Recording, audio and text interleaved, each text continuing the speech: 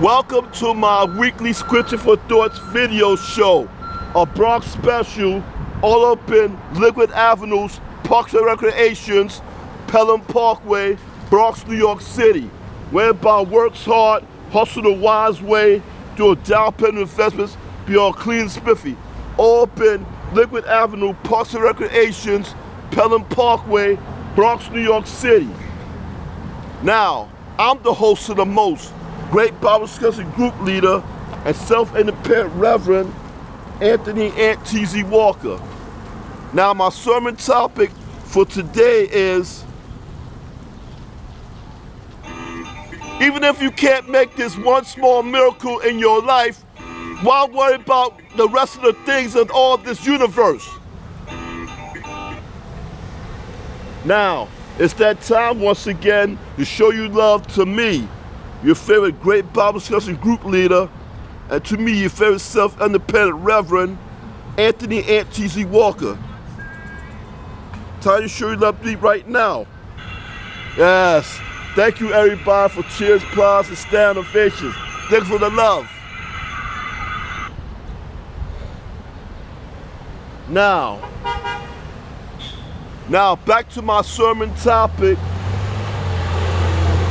Now, if you can't make a little miracle in your lifetime, why worry about all the rest of the things of this universe? Part 1, Moses. One day, Moses was leading the Israelites through the desert. Then the Israelites was crying for water to drink, and they grumbled against Moses. And Moses was worried about his life, and he said to God, God, please give me some drinks, some water to give to the people of Israel. They're about to stone me. Then God said, use your staff and knock on this big rock, and a lot of water's gonna gush out. So he knocked on a big amount of rock, and water gush out. And then after that, God had said to Moses, since you did not have enough faith in me to do greater things than what you was complaining about the Israelites, I will not let you take the Israelites to the promised land. So since Moses couldn't do this little thing, ask God for help, so God punished him, said, by his own way of saying, why worry about all the little things of this universe? Now, part 1 is Moses, and now if you can't do this one little miracle in your lifetime, why worry about all the things? Why worry about all these things within this universe? Part 2 is Jesus healed the invalid in John chapter 5. One day when Jesus was walking by to the pool called Set, then he saw this invalid guy that was crippled, and he said, then he said to the invalid guy, do you want to get well again? And then the invalid guy said, how can I get well again? When I want to get into the water, someone goes ahead of me. So Jesus had prayed upon him and said, get up. Jesus touched the invalid man and said, get up, take your mat, and go. So the invalid man take the mat and go. So the invalid man thought, since he couldn't do this one little miracle in his lifetime, then Jesus said to him, why worry about all the rest of the things in this universe? And then the Pharisees confronted the invalid man that was healed and said, now who healed you? Then he said, I don't know who healed me. He said, he can't heal you. He's not from God. So he looked for Jesus, but Jesus slipped out into the thing. Then Jesus found the healed invalid guy in the temple, and he said, stop sinning or worse things will happen to you. So Jesus said to the invalid guy, since you can't do this one small miracle in your lifetime, why worry about all the rest of the things in this universe? Now, part 2, Jesus healed the invalid, and Now, if you can't do this one small miracle in your lifetime, why worry about all the rest of the things within this universe? Now, part 3 is Elijah. One day,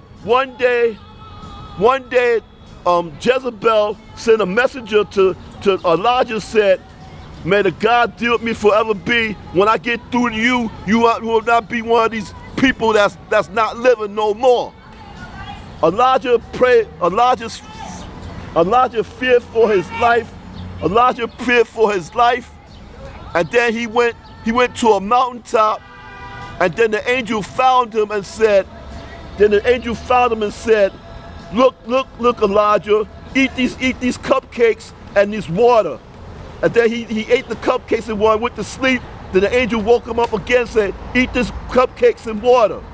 Because the journey's not too much, the journey's too much for you to go through without having any food. And then God had come into many ways by the hurricane, by the violent wind, by the tornado, and by earthquake. And by earthquake and by a rumbling of lightning. And then again God spoke to Elijah and said, what are you doing here, Elijah? He whispered to him. Then Elijah said, hey, Jezebel had killed all the Lord's servants. I'm the only one, and she's trying to kill me. So God said to Elijah, he said, look, Elijah, not everybody that bowed down to the false prophet of Baal. I have 7,000 people have not bowed down to the false prophet of Baal that worship me every day and every night. So Elijah went back and did his godly deeds until he found Elisha, the prophet, the apprentice of prophets, that will succeed him as main prophet in book of 1 Kings and 2 Kings. Now part 3 is Elijah. God spoke to Elijah and the angel, and now if you can't make this one small miracle in your lifetime, why worry about all the rest of the things in this universe? Now part 4, Paul and his thorn in his side. Then Paul preached in 2 Corinthians chapter 12, verse 7 to 10, he says, I had, without these great revelations of me being conceited, thinking I'm all that, Satan has put a thorn in my side, and I plead to Jesus to take it away from me. And then Jesus said, no, I won't take it away from you, because through your weakness, my power would my power through your thorn will be made perfect in your weakness. And then Paul says, through my sufferings, through my pain, through my anguish, through my feeling discouraged, then when I'm weak, then I'm strong in Jesus Christ.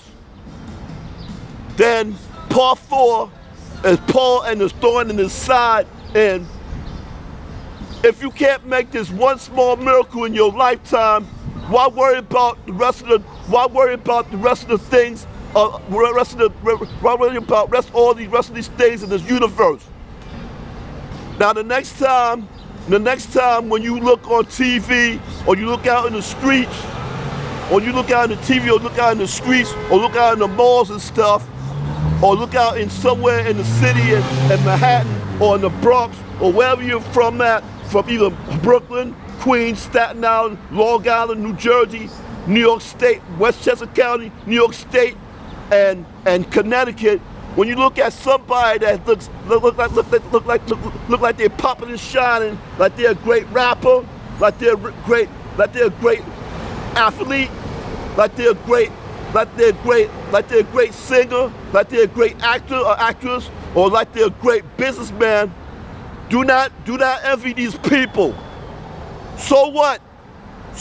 You want to be accepted to a large group of community of people, that are elite people, but they turn you down, and now you're accepted into a small mediocre group of people where you don't want to be. So what? You want to search for a girlfriend, a fiance, or wife, but there's no girlfriend, there's no girls, ladies, or women around in the Bronx or Queens or Brooklyn or Staten Island or Manhattan. or Long Island, or in Brooklyn, or in New Jersey, or in Westchester County in New York State, or in Connecticut or Long Island. So what? You can't find no girl, and instead the girl that you don't like a lot, that she looks fat, bloated, and ugly, and she looks like she's all wrinkled up, that treats you nice. So what? So what? You can't make a $1 into like $10 billion. So what? So what? You can't get a job. So what? You can't get a career that you want. Instead, you get the career that you despise. So what? So what? So what? You live in a despised area of the Bronx, a despised, poor, mediocre, terrible area of the Bronx, and you want to live into a nice, leader area in the Bronx, Manhattan, Queens, Brooklyn, Staten Island, Long Island,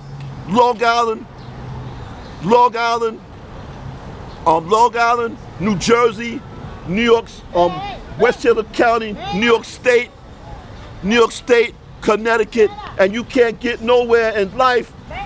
So what? So what? And so what? And so what?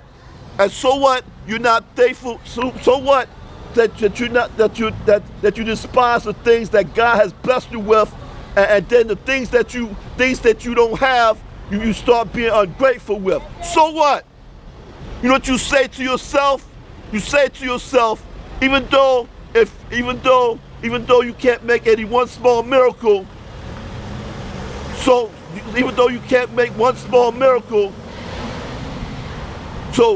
you shouldn't worry about all the rest of the things in this universe.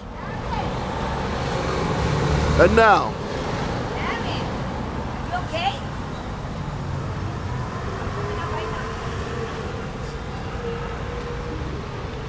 and now,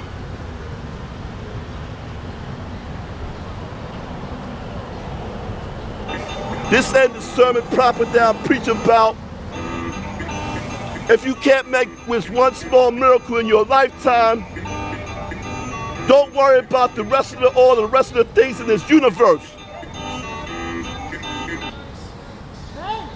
Now it's time to show you love to me, your favorite great Bible session group leader, and to me, your favorite self-independent Reverend, Anthony T.Z. Walker. Tell you should love me right now.